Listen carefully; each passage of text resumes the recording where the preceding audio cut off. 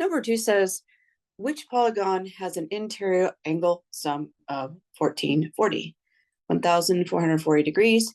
So we go back to the formulas that I produced in the first question, where we have 180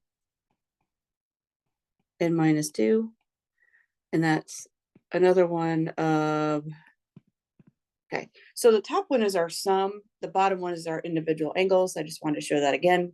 They are closely related, but not quite the same.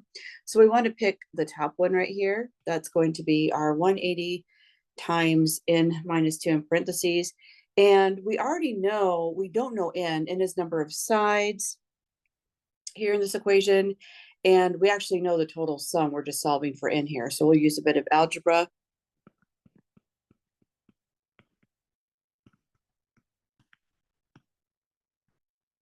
And then we got to distribute. We need, so gosh, I don't even need a calculator. It should be just 180 times n minus 360. We'll add 360 to both sides.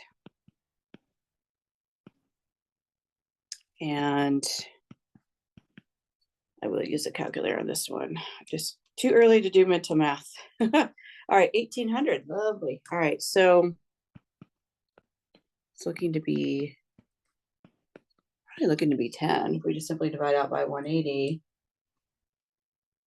Yeah, this is a 10-sided figure, right? N equals 10. And we can say, I think you should be familiar with polygons 4 through 12. And we have a 10-sided figure, so this would be a decagon.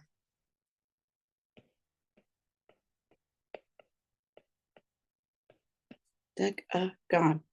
All right, thanks for watching.